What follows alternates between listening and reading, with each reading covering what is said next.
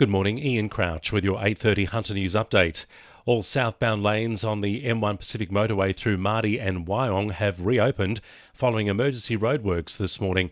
It was near the site of last week's work to lay a steel plate over an expansion joint which became too wide and caused damage to the tyres of several cars. The Transport Management Centre says although the roadworks have wrapped up, there are still some delays for southbound traffic. Newcastle-born singer and entertainer Doug Parkinson is being remembered as one of the most unusual and influential singer-songwriters in the history of contemporary music. He died suddenly at his home on Sydney's northern beaches last night, aged 74, just days before he was due to appear at shows in South Australia and Sydney. His career spanned more than 50 years, working with renowned international acts like The Who, The Temptations and the Pointer Sisters, while enjoying a stellar musical theatre career in shows such as Jesus Christ Superstar and Buddy, The Buddy Holly Story. Doug Parkinson is survived by his wife Susie and sons John and Daniel. The COVID-19 vaccination hub at the John Hunter Hospital has begun rolling out the Pfizer jab to Hunter healthcare workers. The hospital was selected as one of 5 major hubs in New South Wales. Nurse Unit Manager Alex Mexon was the first to get the jab and says she feels safer in the workplace now she's been vaccinated. Being the Nurse Unit Manager of the COVID ward, we still get people coming in who have been swabbed and they await their swab results on my ward, so it makes me feel a lot safer in my workplace to have the vaccination. Operators of the Mount Pleasant coal mine near Muswellbrook want to extend its life for another 22 years and double its capacity.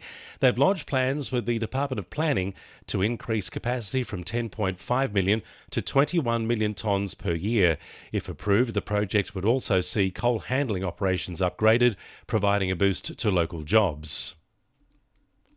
A historical display of recovered artefacts from local heritage sites has been proposed to be on public exhibition at the future Maitland Administration Centre.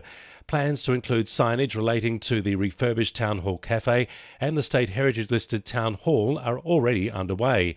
Maitland Council Senior Project Architect Aaron Cook says the remains hold local significance and it's important to capture the history in a way that's appropriate for the site. The building design is heavily based on the existing buildings that are around here, so it is quite a historical precinct. In fact, the entire of High Street and Central Maitland is quite a historical precinct. So we've got a 1930s extension to the Town Hall, which is part of this project as well. So we had to find a way to tie all of that together. Construction is expected to be complete midway through next year.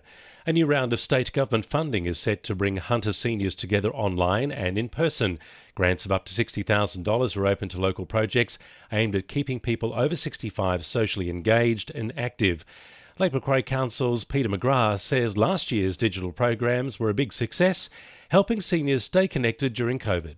Organisations were given iPads to be able to get people tech savvy, and I know for myself with our program, it was a 3-pronged stage to get people online. We had to introduce them basically on how to use a computer and iPad and build their confidence up and know that the programs like Zoom and there was safe. 2NURFM Sport. The Newcastle Jets have continued their strong retention drive, shoring up the future of rising star Lucas Moragas for a further 2 seasons. The re-signing of Moragas comes off the back of extensions to fellow senior teammates Connor O'Toole and Angus Thurgate. Meanwhile, Jets W League coach Ash Wilson says her side can make life difficult for finals hopeful Canberra, as they prepare for their clash at the No. 2 Sports Ground this Saturday. Newcastle Knights pivot Blake Green says he's not sure who will replace 5/8 Kurt Mann after he was struck down with injury in last weekend's victory over the Bulldogs. Green says despite recovering from his own injury, he'll be there to guide the young playmakers on the training paddock. I'm actually excited by the fact I'm able to be out there on the training field with the team today, and whoever jumps into that jersey, I'll be there for as a sounding board or any guidance they need. And Charlestown golfer Blake Windred has continued his strong form, finishing at 16 under and tied for second at the Queensland Open. That's sport. I'm James Paris. And the winning numbers in Monday Lotto are 21, 45, 44, 24, 1 and 16, and the supplementaries are 29 and 36. And now you're up to date with the latest 2NURFM Hunter News.